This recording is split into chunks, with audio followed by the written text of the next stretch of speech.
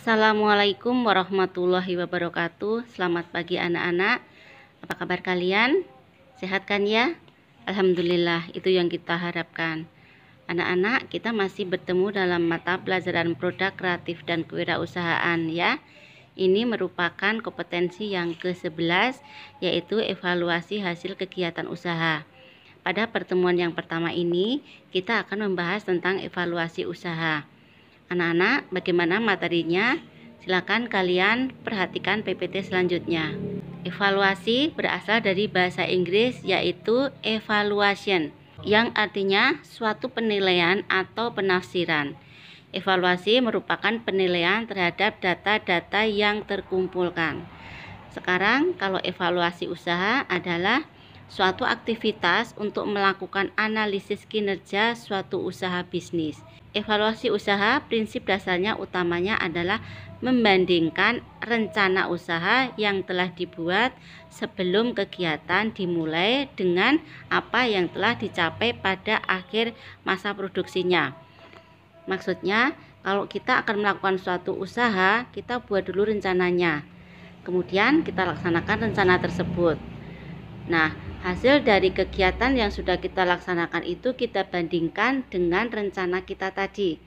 Apakah sudah memenuhi target atau belum? Itu namanya evaluasi usaha. Sekarang evaluasi menurut para ahli, ini menurut Sugiono, evaluasi adalah sebuah interpretasi atau penafsiran yang bersumber pada data-data kuantitatif. Menurut pengertiannya sendiri, kuantitatif itu merupakan hasil-hasil dari pengukuran.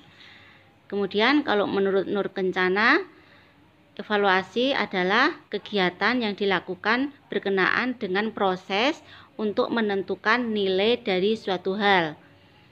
Sekarang kalau menurut Winston dan kawan-kawan, evaluasi adalah penaksiran atau perkiraan terhadap pertumbuhan serta kemajuan ke arah tujuan atau nilai-nilai yang sudah ditetapkan. Dari tiga ahli tersebut masing-masing berbeda, tetapi pada intinya adalah sama, bahwa untuk membandingkan antara perencanaan dengan hasil yang dicapai. 2. Manfaat evaluasi usaha. 1. Memperkecil kegagalan usaha dan memperbesar keberhasilan usaha. 2. Mengetahui kekurangan-kekurangan usaha yang perlu diperbaiki. Kalau kita mengetahui kekurangan dari usaha kita berusaha semaksimal mungkin untuk memperbaikinya. Ketiga, mengetahui apakah usaha selama ini sudah menutupi biaya operasional atau belum. Oke, jadi keuntungan-keuntungan yang kita peroleh itu apakah sudah bisa menutupi dari semua pengeluaran-pengeluaran dari perusahaan kita. 4. Mengetahui kekuatan usaha untuk dipertahankan kalau perlu ditingkatkan. Anak-anak, dengan adanya evaluasi usaha ini, kita akan mengetahui kekuatan kita apa. Kekuatan-kekuatan itu kita pertahankan untuk lebih meningkatkan usaha kita. 5. Mengetahui apakah usaha sudah mencapai sasaran atau target yang telah ditetapkan. Sama seperti tadi ya, bahwa perencanaan mempunyai target. Nah, hasil yang sudah kita capai itu apakah sudah memenuhi target atau belum? Itu manfaat evaluasi usaha. Tahap-tahap evaluasi kelayakan usaha ini ada 3. Yang pertama adalah analisa aspek pasar. Evaluasi aspek pasar sangat penting dilakukan karena tidak ada proyek bisnis yang berhasil tanpa adanya permintaan atas barang atau jasa yang dihasilkan oleh proyek tersebut. Pada dasarnya, analisis pasar bertujuan untuk mengetahui berapa besar luas pasar, pertumbuhan permintaan, dan pangsa pasar dari produk yang bersangkutan. Artinya, nanti kita menganalisis dari aspek pasarnya produk-produk kita itu ya. Yang kedua adalah analisa aspek teknis. Analisa aspek teknis antara lain menentukan jenis teknologi yang paling sesuai dengan kebutuhan usaha yang dikaji. 3. Analisis aspek finansial adalah dipergunakan untuk mengetahui karakteristik finansial dari suatu perusahaan melalui data-data akuntansinya. Karena dari data-data finansial tersebut dapat ditentukan bagaimana prospeknya di masa depan.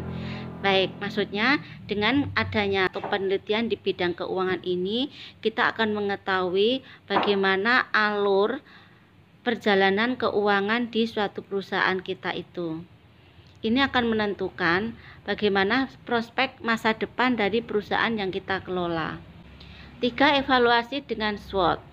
Analisis SWOT adalah teknik untuk mengevaluasi kebijakan atau strategi ditinjau dari kekuatan atau strengths dan kelemahan weakness, peluang opportunities, dan ancaman threats dalam suatu organisasi atau perusahaan, baik yang sedang berlangsung maupun yang masih dalam perencanaan. Ini nanti kita akan mengevaluasi proses kerja kita atau produk-produk kita itu mulai dari kekuatan, kelemahan, kemudian peluang dan ancaman. Faktor pokok yang akan mempengaruhi analisis SWOT ini ada 2, yaitu faktor internal itu meliputi strength dan weakness. Faktor internal atau faktor yang berasal dari dalam terdiri dari 2 poin, yaitu kekuatan dan kelemahan atau strength dan weakness ya.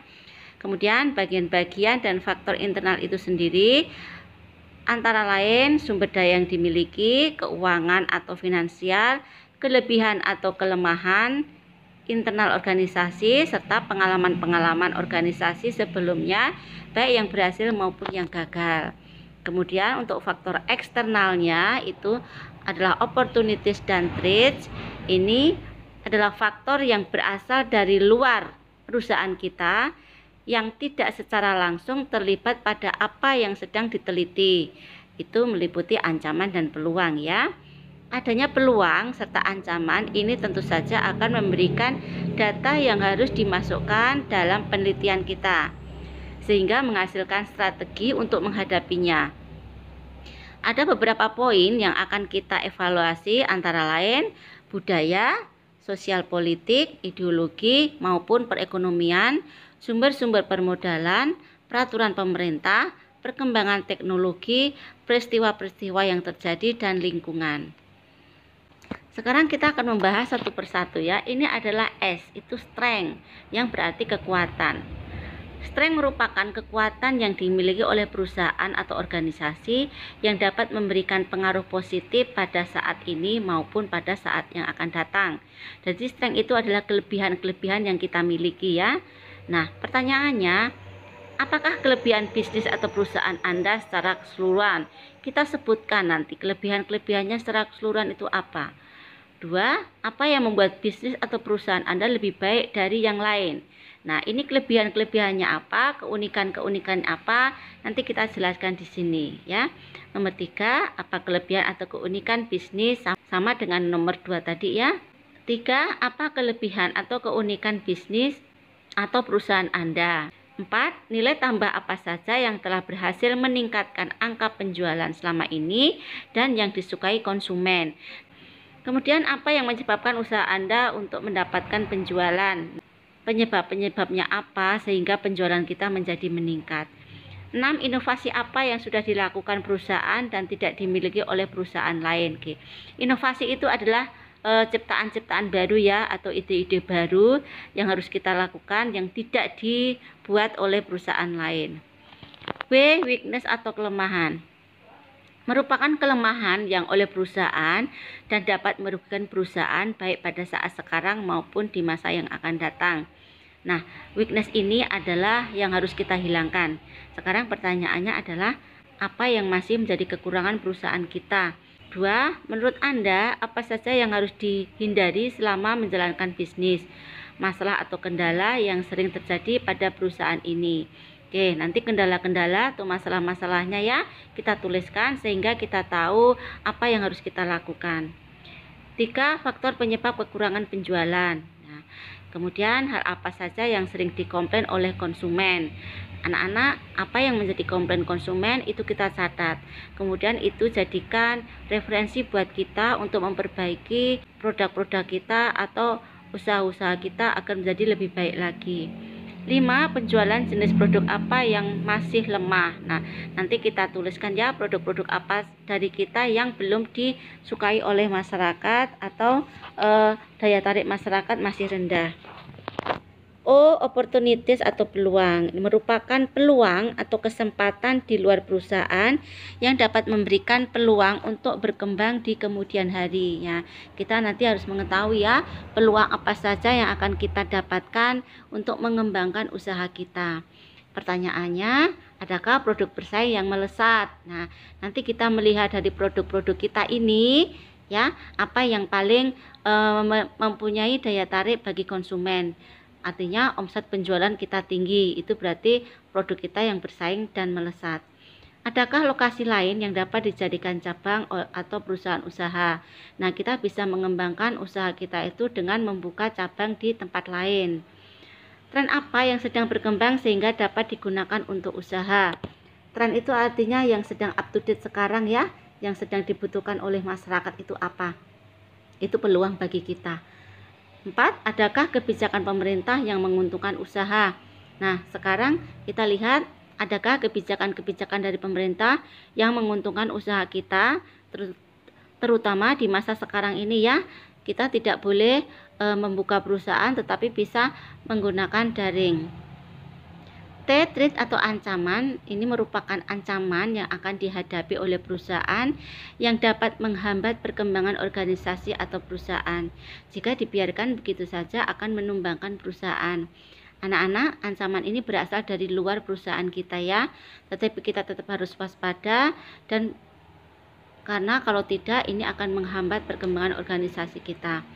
Pertanyaannya, kendala dan masalah apa saja yang sedang dihadapi perusahaan kita? 2. Hal apa saja yang dilakukan pesaing di sekitar usaha? Perusahaan lain itu adalah pesaing kita, maka kita tidak boleh ketinggalan dengan perusahaan lain ya. Kalau perusahaan lain itu lebih giat meningkatkan usahanya, maka itu adalah ancaman bagi perusahaan kita. 3. Perkembangan teknologi apa yang dapat menyebabkan ancaman usaha kita? Kalau kita ketinggalan teknologi, maka kita juga akan mendapatkan pesaing yang sangat berat dari perusahaan lain.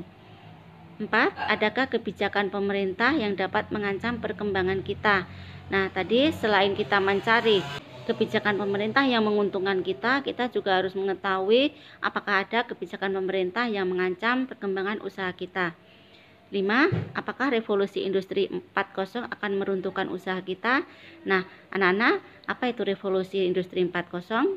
Revolusi industri 4.0 adalah merupakan integritas antara dunia internet atau online dengan dunia usaha atau produksi di sebuah industri. Artinya semua proses produksi ditopang dengan internet.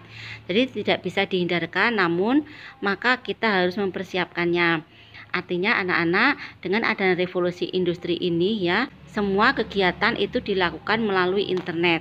Itu maksudnya. Jadi yang harus kita perhatikan adalah itu merupakan peluang bagi kita untuk membuka usaha yang baru. Dengan adanya revolusi industri 4.0 dapat meningkatkan produktivitas kita, dapat membuka lapangan kerja baru yang memerlukan keterampilan khusus, kemudian dapat membuka pasar sampai ke luar negeri.